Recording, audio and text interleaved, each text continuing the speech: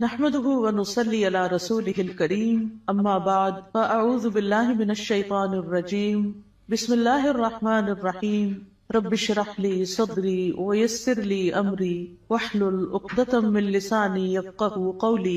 قرآن مجید کا آغاز سورۃ الفاتحہ سے ہوتا ہے جو قرآن مجید کی سب سے افضل سورت ہے۔ نبی صلی اللہ علیہ وسلم کسی سفر میں تھے تو ایک آدمی آپ کے پاس اترا۔ وہ کہتا ہے کہ نبی صلی اللہ علیہ وسلم نے اس کی طرف متوجہ ہو کر فرمایا، کیا میں تمہیں قرآن کے افضل حصے کے بارے میں نہ بتاؤں؟ پھر آپ صلی اللہ علیہ وسلم نے اس پر الحمدللہ رب العالمین کی تلاوت کی۔ سورۃ الفاتحہ ایک بے مثال سورت ہے۔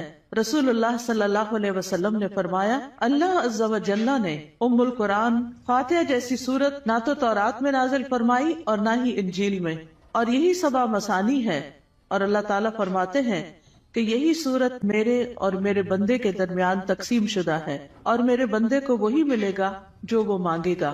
اعوذ باللہ من الشیطان الرجیم بسم اللہ الرحمن الرحیم۔ اللہ کے نام سے ابتدا جو بہت مہربان نہایت رحم فرمانے والا ہے۔ قرآن مجید کی جب ابتدا کی جاتی ہے، آغاز کیا جاتا ہے، تو سب سے پہلے تعوذ پڑھا جاتا ہے کہ میں اپنے آپ کو اللہ کی پناہ میں دیتی ہوں شیطان مردود سے بچنے کے لیے۔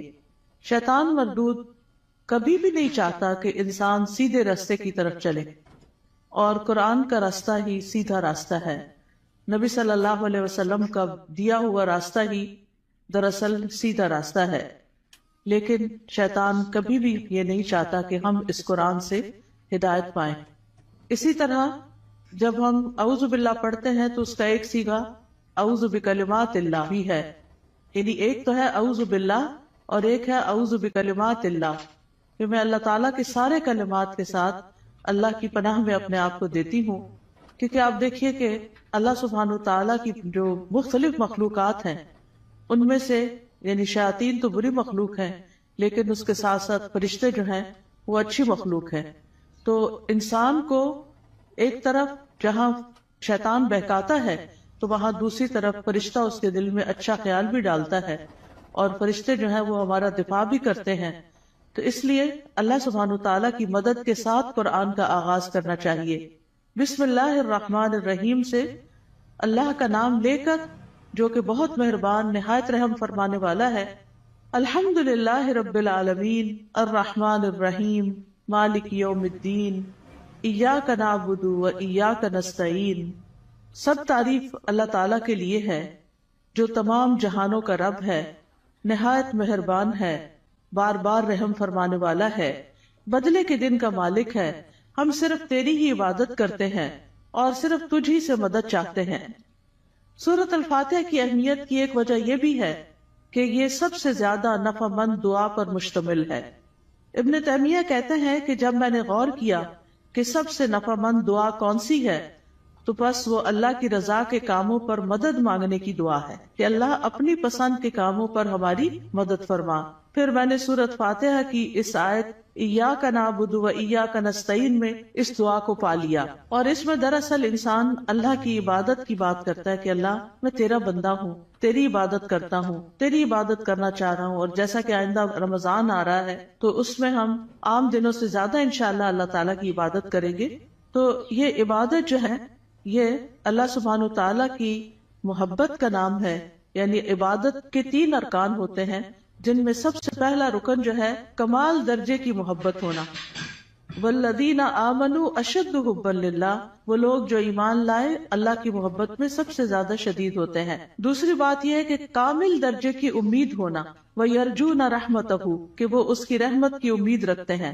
اور تیسرے اللہ تعالیٰ کا کامل خوف ہونا، یعنی یہ 3 چیزیں انسان کے اندر ہوں تو انسان عبادت گزار ہوتا ہے۔ اللہ کی محبت، اللہ کا خوف اور اللہ سے امید بھی۔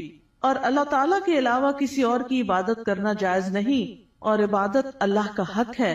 اور ایاک نستعین کا مطلب ہے کہ ہم تجھ سے مدد چاہتے ہیں۔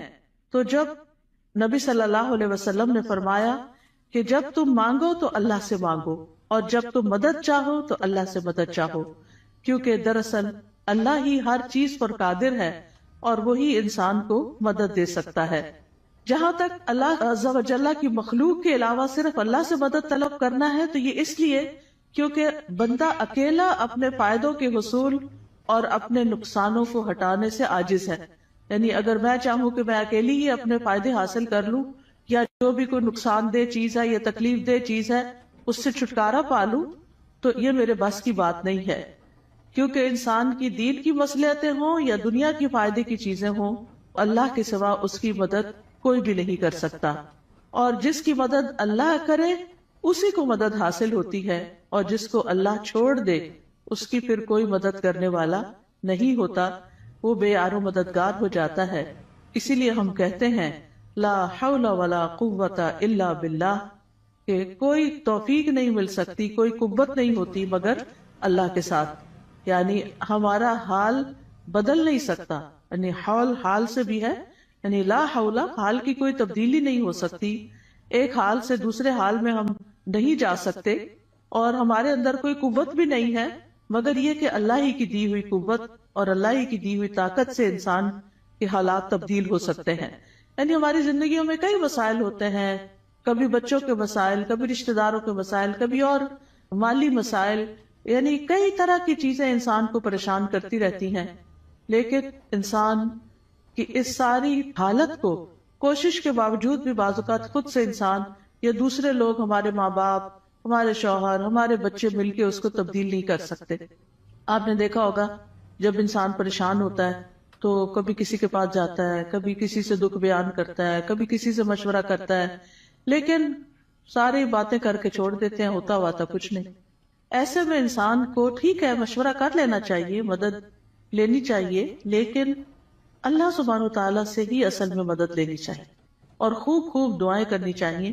اور اگر یہ کلمہ بھی بار بار انسان پڑھتا رہنا، ایاک نعبد و ایاک نستعین، کہ صرف تیری ہم عبادت کرتے ہیں اور تجھ سے ہم مدد چاہتے ہیں، تو انشاءاللہ اللہ کی مدد آئے گی. بندہ کس کس کام میں اللہ کی مدد کا محتاج ہے؟ اپنے روزمرہ کے مسائل کے حل کے لیے تو محتاج ہے ہی، اپنی خوراک کے لیے ہے، اپنے لباس کے لیے ہے، اپنی رہائش کے لیے، اپنی سب چیزوں کے لیے تو ہے ہی. لیکن خاص طور پر اللہ کی عبادت کے لیے ہم سب سے زیادہ اس کے محتاج ہیں کہ ہم اس سے مدد مانگے. تو انسان اللہ تعالیٰ کے احکام بجا کے نہیں لا سکتا جب تک انسان کو اللہ کی مدد حاصل نہ ہو. برائی چھوڑنا چاہتے ہیں، اپنی کوئی بری عادت چھوڑنا چاہتے ہیں، تو ہم اس کو چھوڑ نہیں سکتے جب تک اللہ کی مدد ہمیں حاصل نہ ہو.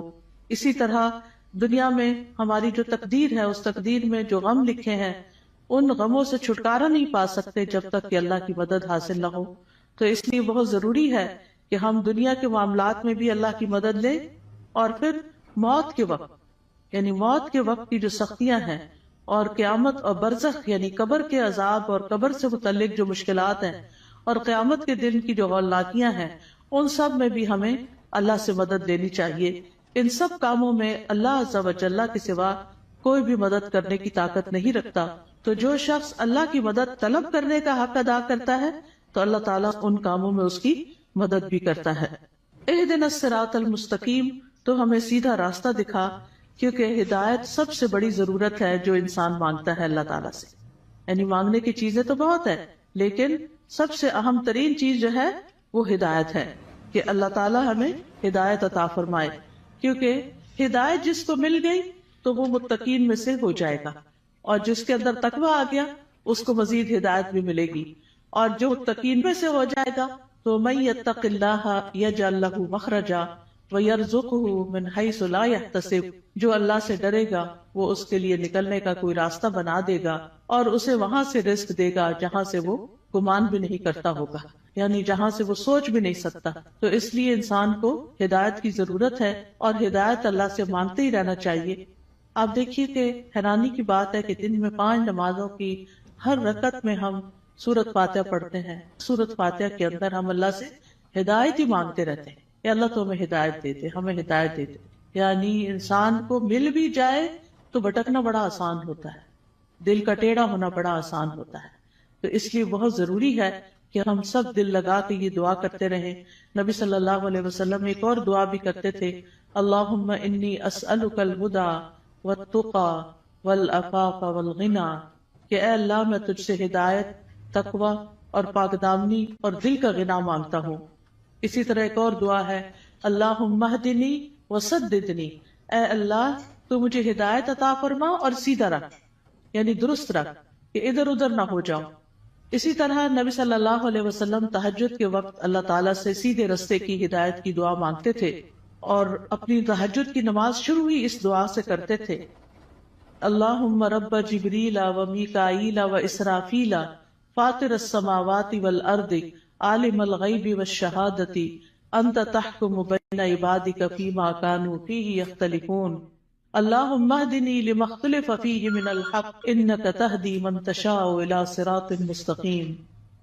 اے اللہ، جبریل، میکائیل اور اسرافیل کے رب، آسمانوں اور زمین کے پیدا کرنے والے، ہر غیب اور حاضر کو جاننے والے، تو اپنے بندوں میں ان چیزوں کا فیصلہ کرے گا جن میں وہ اختلاف کرتے ہیں۔ اے اللہ، مجھے اس حق کی طرف رہنمائی دے جس میں اختلاف کیا گیا ہے، یقیناً تو جس کو چاہتا ہے سیدھے رستے پہ چلاتا ہے۔ یعنی جن چیزوں میں لوگ اختلاف کر رہے ہیں کہ یہ سیدھا رستہ ہے کہ نہیں، تو اللہ مجھے اس میں سیدھا رستہ دکھا دے۔ اب دیکھیں، ایک تو ہوتا ہے کہ ہم دین کی طرف نہ آئیں، لیکن ہم جب دین کی طرف آ بھی جاتے ہیں نا، تو اس میں بھی لوگ، کوئی کہتا ہے یہ کرو، کوئی کہتا ہے وہ کرو، تو انسان پھر کنفیوز ہوتا ہے کہ میں کیا کروں اور کیا نہ کروں۔ تو ایسے میں جہاں بھی اختلاف ہو، بہتر یہی ہے کہ انسان اللہ سے اس میں صحیح رہنمائی کی دعا مانگے۔ یعنی دو لوگوں کے بیچ میں کوئی مس انڈرسٹینڈنگ، کوئی اختلاف ہو جاتا ہے، ہر انسان کیا سمجھتا ہے میں ٹھیک ہوں، اور وہ اپنا نقطہ نظر جو ہے یا اپنا پوائنٹ آف ویو جو ہے وہ بہت شدت کے ساتھ بیان کرتا ہے، لیکن اصل بات یہ ہے کہ انسان اللہ سبحانہ تعالیٰ سے جب مدد مانگتا ہے کہ اللہ اس اختلاف میں مجھے ہدایت دے، تو ہی سیدھے رستے پر ہوتا ہے۔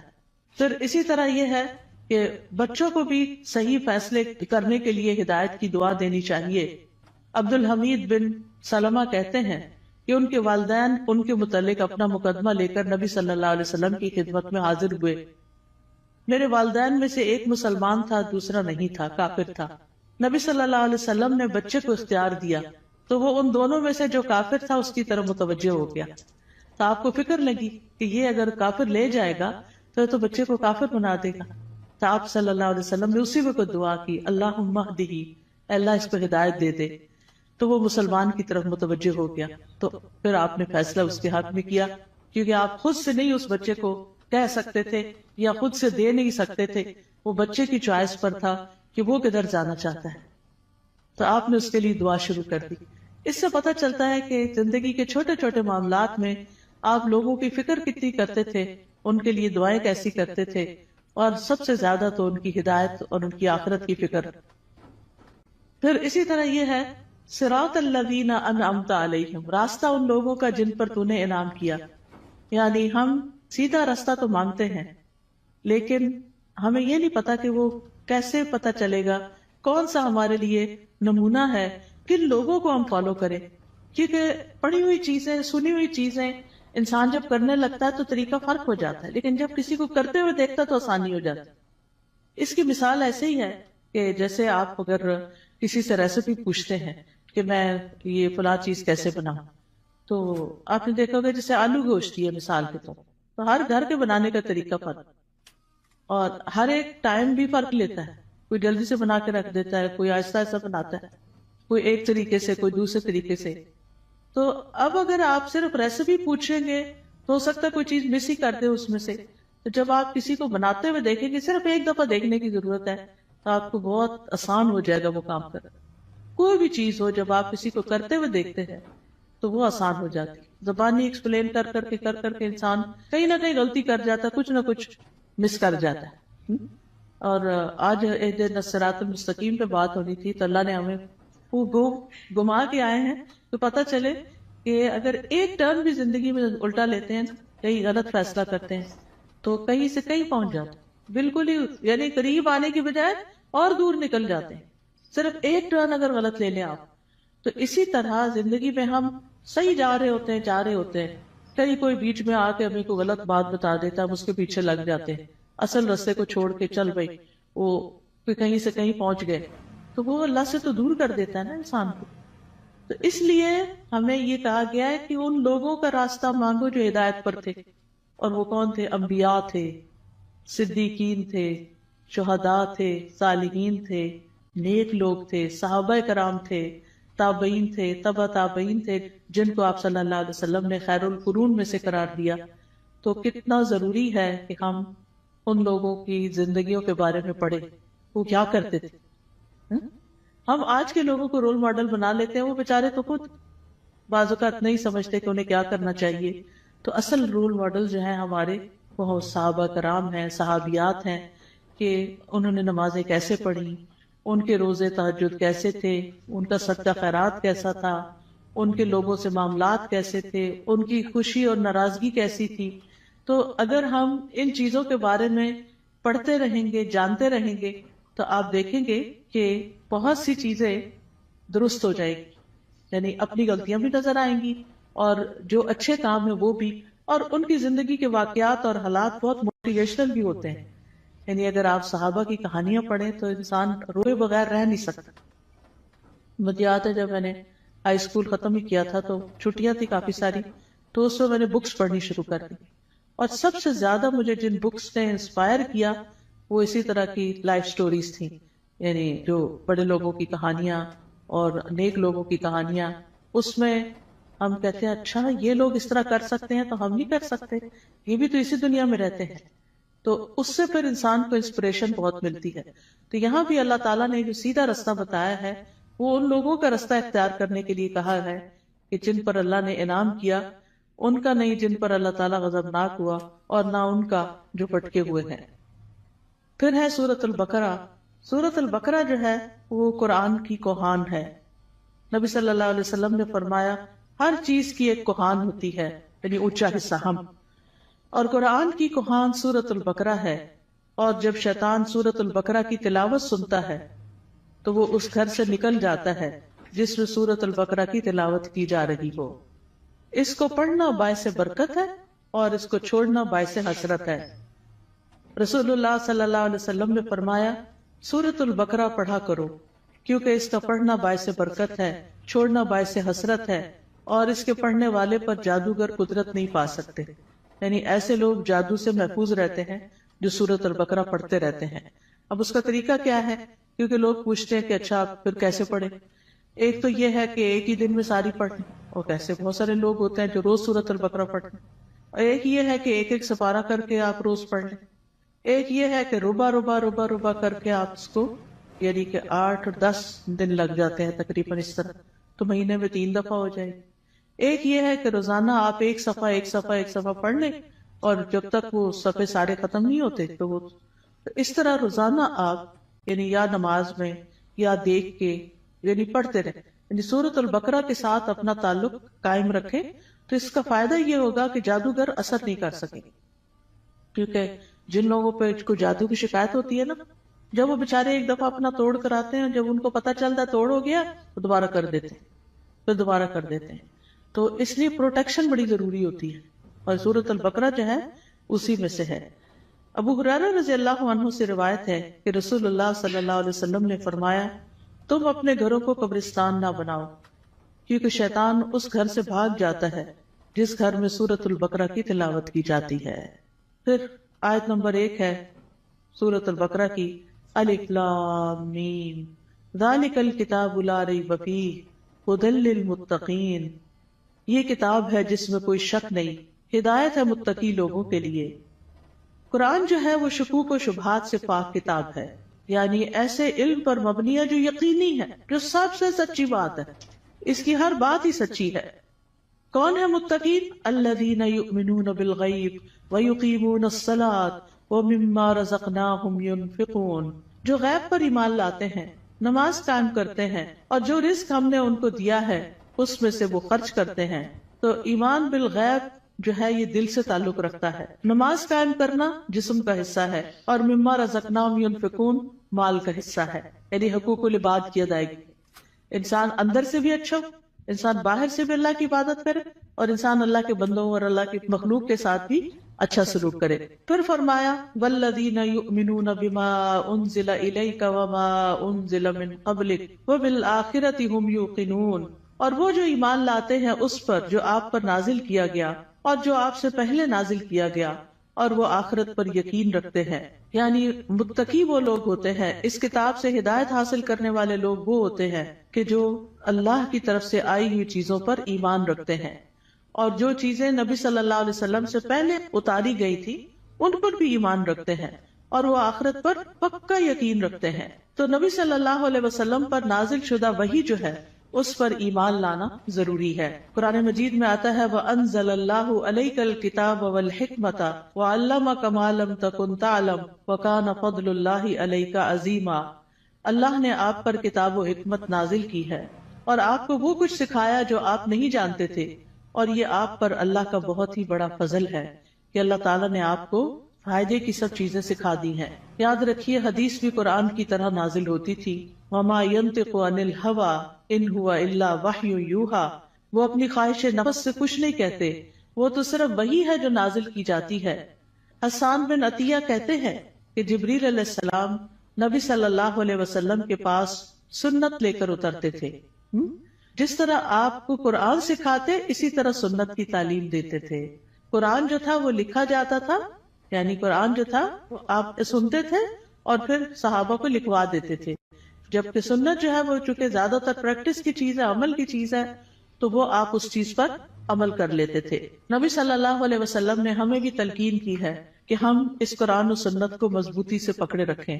رسول اللہ صلی اللہ علیہ وسلم نے فرمایا میں تم میں دو چیزیں چھوڑے جا رہا، تم ہرگز گمراہ نہیں ہوگے جب تک ان دونوں کو مضبوطی سے نہ تھام لو. ایک اللہ کی کتاب اور دوسرے اس کے نبی کی سنت ہے. وَبِالْآخِرَةِ هُمْ يُوقِنُونَ. اور آخرت پر وہ یقین رکھتے ہیں. یقین کا معنی جو ہے وہ ایسا ایمان ہے جس کی طرف شک داخل، یعنی اتنا پکا کہ جیسے انسان اپنی آنکھوں سے کوئی چیز دیکھ رہا ہوتا ہے تو اس پر یقین ہوتا ہے کہ میں کوئی جھوٹ نہیں دیکھ رہا، مجھے حقیقت ہے. یقین جو ہے یہ علم کا سب سے اونچا درجہ ہے. یعنی یہ نہیں کہا آخرت کا علم رکھتے ہیں، آخرت کو جانتے ہیں، نہیں، اس پر پکا یقین رکھتے ہیں، ایمان رکھتے ہیں. تو یقین کے فائدے کیا ہوتے ہیں؟ یقین کا فائدہ یہ ہوتا ہے کہ انسان کے لیے عمل آسان ہو جاتا ہے. انسان کو اللہ تعالیٰ سے یقین مانگنا چاہیے. ابو بکر رضی اللہ عنہ دعا میں یہ کلمات کہتے تھے اللہم ہب لی ایمانا و یقینا و معافاتا و نیتا. اے اللہ مجھے ایمان اور یقین اور عافیت اور اچھی نیت عطا فرما. اولئک علی ھدی من ربہم واولئک ھم المفلحون. یہی لوگ اپنے رب کی طرف سے ہدایت پر ہیں اور یہی لوگ دراصل فلاح پانے والے ہیں. اس کے بعد فرمایا بے شک وہ لوگ جنہوں نے کفر کیا ان کے لیے برابر ہے کہ آپ انہیں ڈرائیں یا نہ ڈرائیں، وہ ایمان نہیں لائیں گے. اللہ نے ان کے دلوں اور ان کے کانوں پر مہر لگا دی ہے اور ان کی آنکھوں پر پردہ ہے اور ان کے لیے بہت بڑا عذاب ہے. گناہ جب دل پہ پے در پے آتے ہیں تو دل کو بند کر دیتے ہیں، اور جب اسے بند کر دیتے ہیں تو اللہ کی طرف سے ٹھپا اور مہر لگ جاتی، پھر ایمان اندر نہیں داخل ہوتا. اس لیے پھر انسان کا کفر سے چھٹکارا پانے کا کوئی رستہ نہیں رہ جاتا. ختم اللہ علی قلوبہم. اور پھر کان بھی نہیں سنتے اور آنکھیں بھی نہیں دیکھتی، کہیں سے بھی عبرت نہیں ہوتی. انسان ایسے ہی جانوروں کی طرح زندگی گزار کر پھر اللہ کے پاس چلا جاتا ہے اور وہاں جا کر بہت بڑے عذاب کا سامنا کرتا ہے. اس کے بعد ایک تیسرے گروہ کی بات کی گئی اور وہ ہے منافقوں کا گروہ. وَمِنَ النَّاسِ مَن يَقُولُ آمَنَّا بِاللَّهِ وَبِالْيَوْمِ الْآخِرِ وَمَا هُمْ بِمُؤْمِنِينَ. لوگوں میں سے کچھ ایسے بھی ہوتے ہیں جو کہتے ہیں ہم اللہ اور یوم آخرت پر ایمان لائے، حالانکہ وہ مومن نہیں ہوتے. وہ اللہ کو دھوکہ دیتے ہیں اور ان لوگوں کو جو ایمان لائے، اور نہیں وہ دھوکہ دیتے مگر اپنے آپ ہی کو، اور وہ اس کا شعور نہیں رکھتے. فی قلوبہم مرض فزادہم اللہ مرضا ولہم عذاب علیم بما کانوا یکذبون. ان کے دلوں میں ایک بیماری ہے تو اللہ نے ان کی بیماری کو اور زیادہ کر دیا اور ان کے لیے دردناک عذاب ہے، اس لیے کہ وہ جھوٹ بولتے تھے. تو یہ کون سی بیماری ہے؟ یہ دنیا کی محبت کی بیماری ہے. اس وجہ سے وہ اللہ سبحانہ و تعالیٰ کی عبادت نہیں کرتے، اسی وجہ سے وہ آخرت کی فکر نہیں کرتے، اسی وجہ سے وہ نبی صلی اللہ علیہ وسلم کی سنت کو کوئی اہمیت نہیں دیتے. کیونکہ جب دل دنیا کی طرف جھک جاتا ہے اور اس کے اندر بڑھتا چلا جاتا ہے، جو دنیا میں ہی سکون پاتا ہے، دنیا سے محبت کرتا ہے، وہ دل پھر آخرت سے غافل ہو جاتا ہے. اور جب آخرت سے غافل ہو جاتا ہے تو پھر اللہ سبحانہ و تعالیٰ ایسے بندے کو اس کے نفس کے حوالے کر دیتے ہیں اور پھر آخرت میں اس کے لیے دردناک عذاب ہے. اور جب ان سے کہا جاتا ہے کہ زمین میں فساد نہ کرو تو وہ کہتے ہیں کہ ہم تو اصلاح کرنے والے ہیں. خبردار، بے شک وہی لوگ فساد کرنے والے ہیں. لیکن وہ شعور نہیں رکھتے.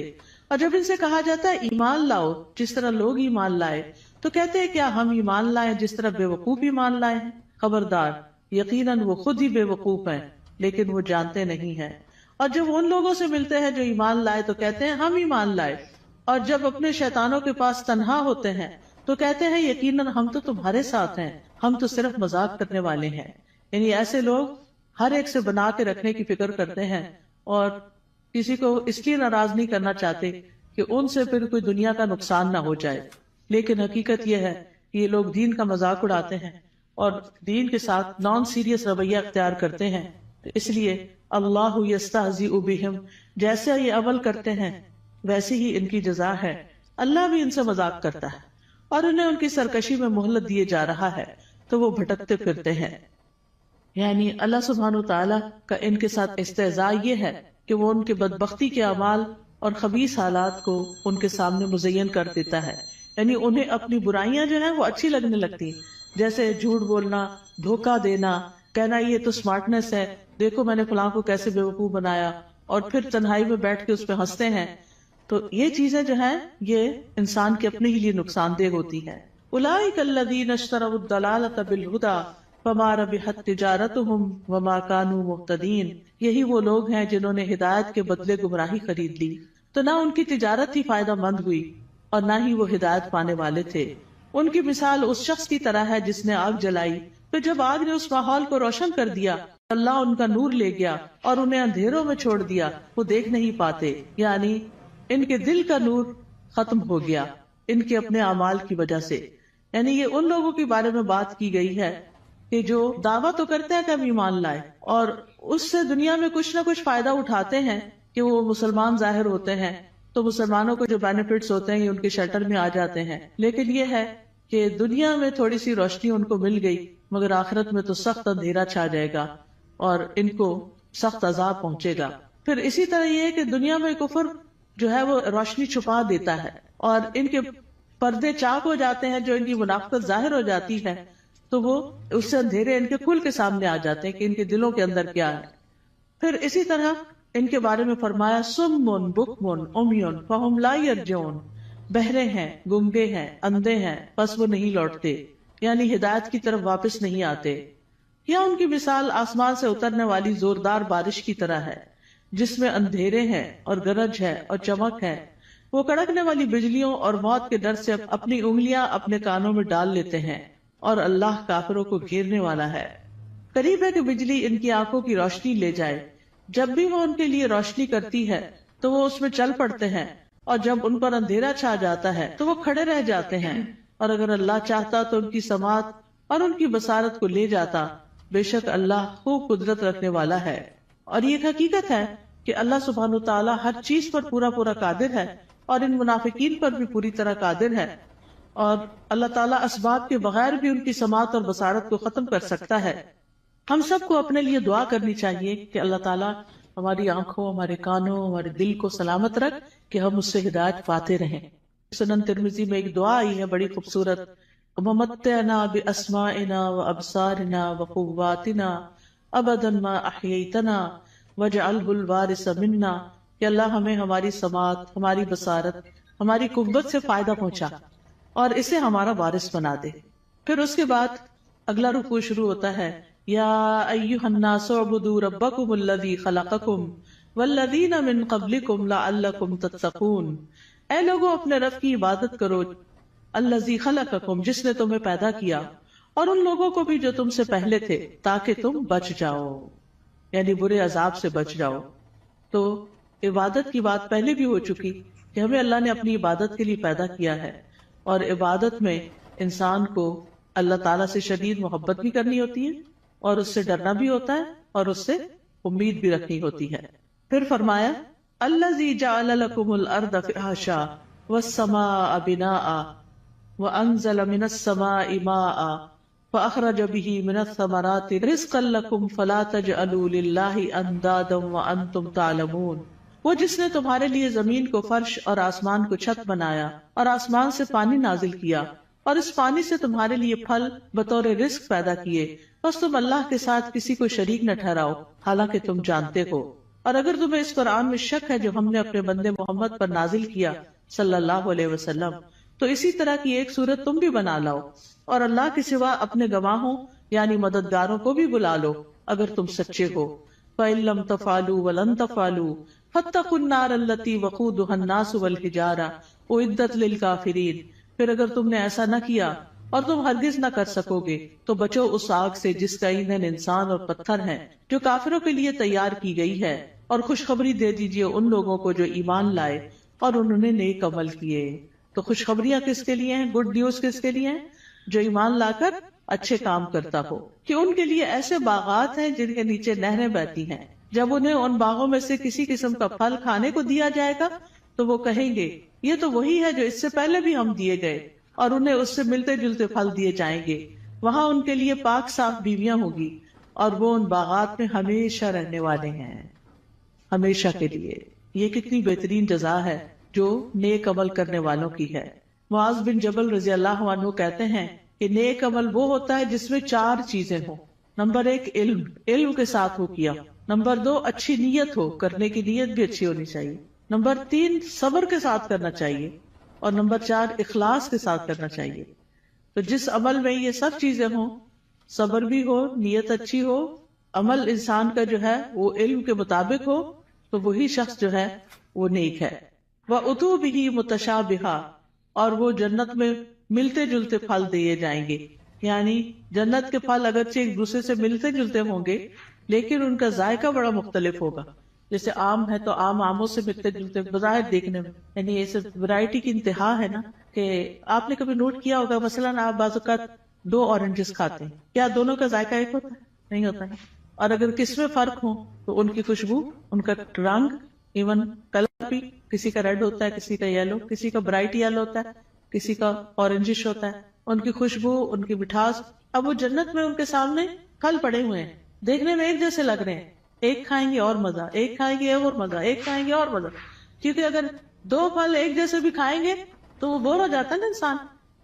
دیکھیں وہ یہ اورنج، یہ میں نے کھائے ہوئے ہیں، لیکن اتنی ورائٹی ہے جنت میں، اتنی ورائٹی ہے کہ انسان کا دل بھرے گا ہی نہیں کسی وقت۔ دیکھیں ہمیں ہر نئی چیز اچھی لگتی ہے، ہم ہر نئے آئیڈیا سے، ہر نئی یونیک چیز سے انسپائر ہوتے ہیں، تو جنت میں تو ہر وقت ہر چیز نئی نئی نئی نئی نئی، یعنی نہ پرانی چیزیں ہوگی، نہ وہ ریپیٹیشن ہوگی، نہ وہ بوریت ہوگی، نہ وہ دل بھرے گا۔ اب فیشن کیا ہے؟ ایک نیا آئیڈیا ہی ہوتا ہے نا، حالانکہ بعض اوقات اس میں بڑی تکلیف بھی ہوتی ہے، لیکن وہ نیا ہوتا ہے تو لوگوں کو اٹریکٹ کرتا ہے، یونیک، انیوژل۔ تو وہ اتو بھی متشابہہ، دیکھنے میں وہ متشابہ ہے لیکن کھانے میں ان کا مزہ، جیسے ایک حدیث میں بھی آتا ہے کہ جنت کے جو ببول کا درخت ہوگا اس کے جو کانٹے ہوں گے، اس میں سے ایک کانٹے کے اندر 70,000 قسم کے پھل ہوں گے، یعنی اس کے اندر وہ رنگ ہوں گے اور اس کے ڈفرنٹ چیزیں ہوں گی، اور وہ جب ایک ایک چیز نکالتا جائے گا انسان تو different colour, different test, different خوشبو، ایکسپلور ہی کرتا جائے گا۔ اسی لیے خالدین فی، رہنا ہی رہنا ہے، کوئی موت نہیں ہے وہاں، جنت میں موت نہیں ہے، جہنم میں بھی موت نہیں ہو۔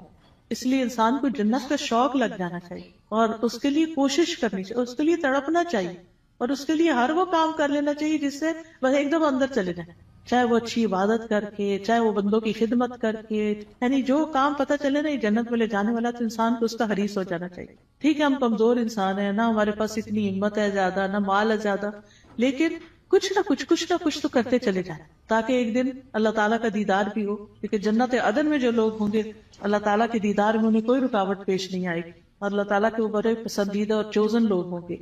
لیکن اس کے لیے اللہ کے راستے میں جہاد کرنا، جد و جہد کرنا، نکلنا، اپنے کمفرٹ زون سے باہر نکلنا، اپنا مال خرچ کرنا، اپنی جان لگانا، یہ چیزیں ہیں جس سے انسان جنت کا سودا کرتا ہے۔ ان اللہ اشتری من المؤمنین انفسهم واموالهم بان لهم الجنہ، اللہ نے بے شک خرید لی مومنوں سے ان کی جانیں اور ان کے مال، کیونکہ ان کے لیے جنت ہے۔ تو جنت حاصل کرنے کے لیے انسان کو کچھ دینا پڑتا ہے، اور وہ یہی دنیا کا وقت ہے، تھوڑا سا یہ چند سال ہے، پتہ نہیں کب تک زندہ ہے کب تک نہیں۔ تو اللہ تعالیٰ سے دعا ہے کہ وہ ہمیں نیک اعمال کرنے کی توفیق عطا فرمائے۔ پھر بے شک اللہ اس سے نہیں شرماتا کہ وہ مادہ مچھر یا اس سے اوپر کسی چیز کی مثال بیان کرے. پھر جو لوگ ایمان لائے ہیں وہ جانتے ہیں کہ وہ ان کے رب کی طرف سے سچ ہے، اور جن لوگوں نے انکار کیا وہ کہتے ہیں اس مثال سے اللہ کی کیا مراد ہے. اللہ اس سے اکثر لوگوں کو گمراہ کرتا ہے اور اسی سے بہت سے لوگوں کو ہدایت بخشتا ہے، اور اس مثال سے گمراہ کرتا بھی ہے تو صرف فاسقوں کو. یعنی اللہ تعالیٰ جن لوگوں کو گمراہ کرتا ہے وہ اس لیے نہیں کرتا کہ اللہ چاہتا ہے یہ گمراہ ہو جائے، نہیں، اصل میں ان کے اندر ایسی کوئی علت ہوتی ہے کہ جو اس بات کا سبب بن جاتی ہے کہ اللہ تعالیٰ پھر اس بندے کو ہدایت کی بجائے الٹے راستے پہ چلا دیتا ہے. جیسے سورۃ الصف میں آتا ہے فَلَمَّا زَاغُوا أَزَاغَ اللَّهُ قُلُوبَهُمْ وَاللَّهُ لَا يَهْدِي الْقَوْمَ الْفَاسِقِينَ. پھر جب وہ ٹیڑھے ہو گئے تو اللہ نے ان کے دل ٹیڑھے کر دی. انسان سیدھا راستہ چھوڑ کے ٹیڑھے پہ جاتا ہے تو پھر اللہ تعالیٰ اس کو اسی کے حوالے کر دیتا ہے، اور اللہ نافرمان لوگوں کو ہدایت نہیں دیتا. تو جو لوگ رب کے حکم کو مان جاتے ہیں ان کو ہدایت کی تعلیم مل جاتی ہے اور وہ سیدھے راستے پہ چل پڑتے ہیں. اور پھر فاسق کون ہوتے ہیں؟ جو اللہ کے عہد کو اس کے مضبوط باندھنے کے بعد توڑ دیتے ہیں، اور جس چیز کا اللہ نے جوڑنے کا حکم دیا اس کو کاٹ ڈالتے ہیں، یعنی رشتہ داروں سے کاٹ لیتے ہیں اور زمین میں فساد کرتے ہیں. یہی لوگ دراصل نقصان اٹھانے والے ہیں. تم اللہ کا انکار کیسے کر سکتے ہو حالانکہ تم مردہ تھے، پھر اس نے تمہیں زندگی بخشی، پھر وہی تمہیں موت دے گا، پھر وہی تمہیں دوبارہ زندہ کرے گا، پھر اسی کی طرف تم لوٹائے جاؤ گے. واپسی کدھر ہے؟ اللہ ہی کی طرف ہے. اب یعنی کہ 2 مرحلے تو پورے ہو گئے. ایک مرحلہ تھا زندگی سے پہلے آنے کا، جب آدم علیہ السلام کی پشتوں سے اللہ نے سب کی روحیں پیدا کر دی. پھر اس کے بعد اس دنیا میں اب آگے، اب اس کے بعد موت ہے، پھر موت کے بعد پھر زندگی ہے جو ہمیشہ کی زندگی. هو الذی خلق لکم ما فی الارض جمیعا ثم استوى الی السماء فسواہن 7 سماوات وہو بکل شیء علیم. وہ اللہ ہی تو ہے جس نے وہ سب کچھ جو زمین میں ہے تمہارے لیے پیدا کیا، پھر وہ آسمانوں کی طرف متوجہ ہوا تو ان کو ٹھیک کر کے 7 آسمان بنا دیا، اور وہ ہر چیز کا خوب علم رکھنے والا ہے. یہ اللہ تعالیٰ کا ہم پر احسان ہے کہ اس نے ہمارے لیے فائدے کی چیزیں اور عبرت کے سامان زمین میں پیدا کیے، اور ہر وہ چیز جو اللہ نے بنائی وہ ہمارے استعمال کے لیے ہے. تو اللہ تعالیٰ سے دعا ہے کہ وہ ہمیں ان نعمتوں سے بھرپور فائدہ اٹھا کر اس کی اطاعت میں اپنی جان لگانے کی توفیق عطا فرمائے. وآخر دعوانا ان الحمد للہ رب العالمین.